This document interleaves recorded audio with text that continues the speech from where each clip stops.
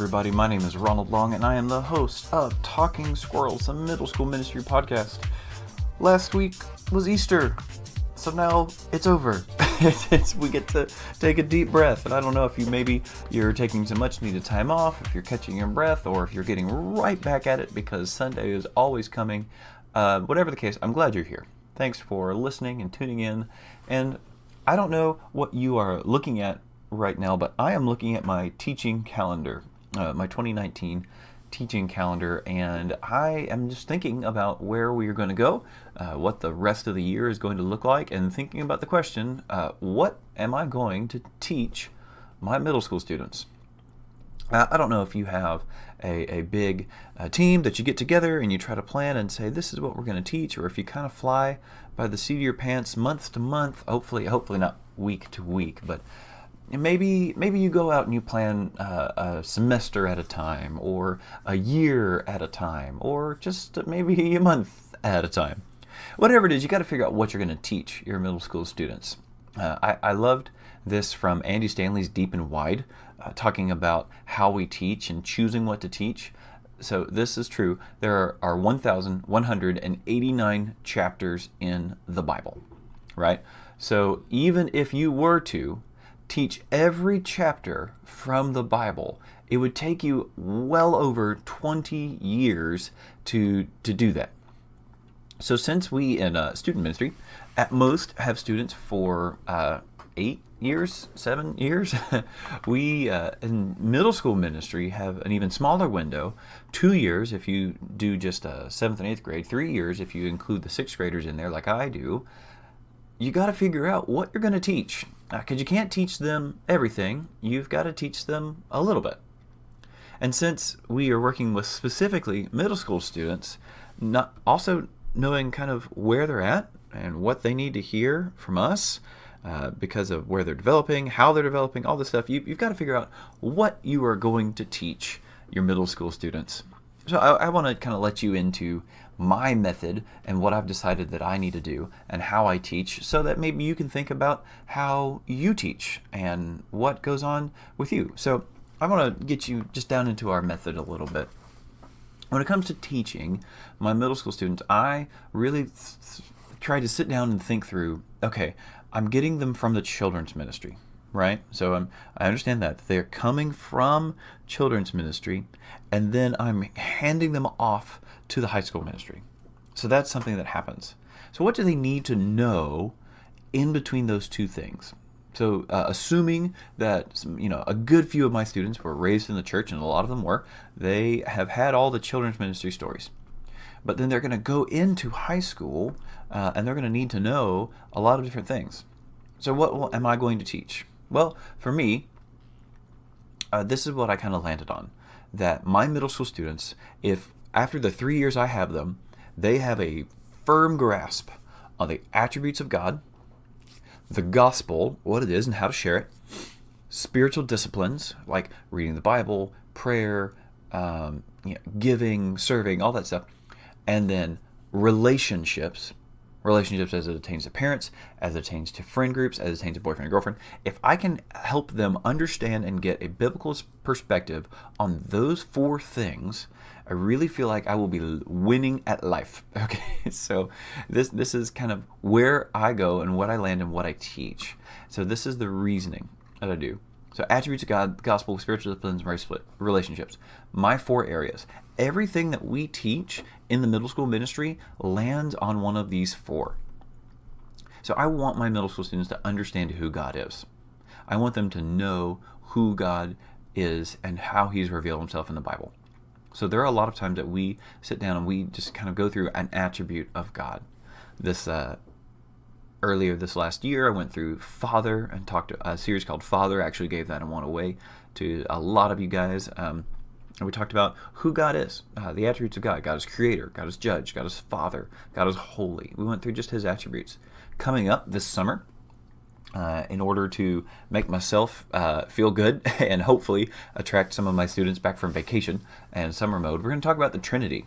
Now, I know that seems weird that, you would attract students with the Trinity. But my kids in particular are super excited about the Trinity and they have lots of questions about it. So we're going to spend a month breaking down the Trinity and talking about it. And so I'm looking forward to the challenge of what it means to talk about the Trinity to students who don't have a firm grasp on abstract issues, and also how I will explain that to them without committing heresy. So I'm looking forward to that. Then, so we're doing that. So I want my students to understand who God is, because I feel like that's important. I also want them to understand the gospel, to both know what the gospel is, to understand that. That's why we do a couple of our series.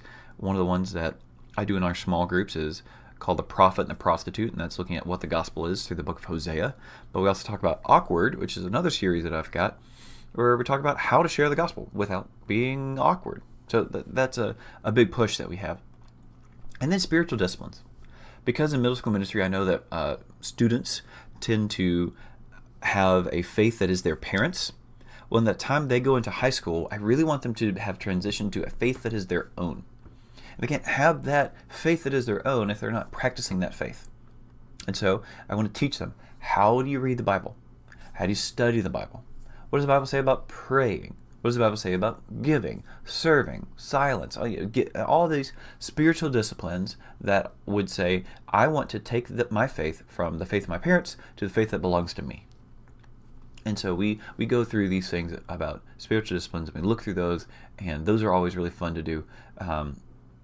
A while ago, we did a series called Slow-Mo Faith, where we looked at videos from the slow-mo guys. That was a lot of fun. But we talked about spiritual disciplines that take a long time to kind of get into and get used to, and how that's beneficial. Like spending that time doing those things is good for us.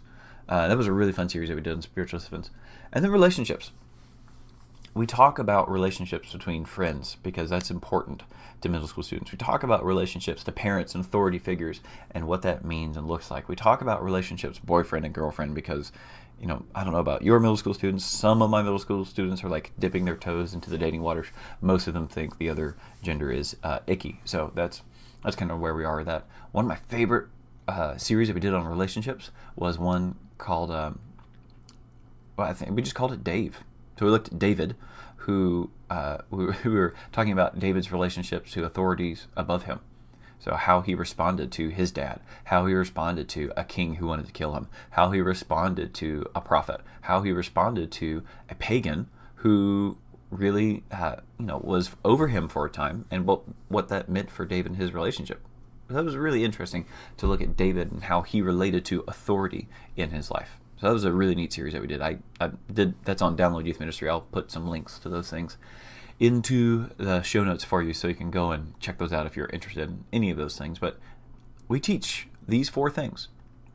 Now what's cool is I didn't just kind of sit down in a vacuum and say, okay, this is what I want to teach my middle school students. Those 4 things also go into what's happening at our church as a whole. So our church's vision statement, Wayside Chapel's vision statement, is we are a community rooted in the Word, reproducing Christ followers, and reaching out to the world. All right, so that's our church's vision statement. Now, first, alliteration is cool. Rooted, reaching, reproducing. That's what we talk about. But also, I can't say the word reproduce without chuckling just a little bit, which is why I'm in middle school ministry. So there we go. Each of my main teaching goals comes from the vision of our church. So rooted in the Word. All right, what's rooted in the Word? The attributes of God. I want my students to understand the attributes of God and what it is that God has revealed to us in His Word. Right? Community. We are a community. That's why I want our students to understand relationships. How do we function in that community? Well, it depends on the relationships that we have. Reproducing Christ's followers. Okay, well, that's the gospel. All right, that's us knowing how we grow in our faith, and how we reproduce Christ's followers is how we share the gospel with other people. And then how do we reach the world? Well, it starts with making our faith our own and our spiritual disciplines, right? And understand reaching the world and the gospel both go together as well. But work with me, all right? This is the constraints I'm working with here. This is a big deal for me, is because I wanted to make sure that I was really understood what I was teaching my middle school students, what my overall plan and vision was, and then to make sure that I was going to hand off a student to the high school ministry that has been poured into, worked with, and taught in a way that hopefully will help them grow in their faith. I know that as a middle school minister, I get about 150 Sundays with these middle school students. If they come to all of them, right? We take off 2 a year, whatever. I know that I only get about 150 Sundays with these middle school students. So if I only get 150 Sundays, I want to be extremely intentional with how I teach and what I teach. And so my prayer is that that would be the same for you as well. So maybe these are some questions you could look over as you think about how you teach and what you teach and all this kind of stuff. First, what is your church's overall vision? Right? Does your church have a vision statement? Does your church have core values that are, put on the website or on the bulletin or something like that? If your church does, then I think it would be wise for you as a ministry to say, okay, how can we align ourselves to this overall vision? In other words, how can we bring the overall church vision down into the teaching part of our middle school ministry?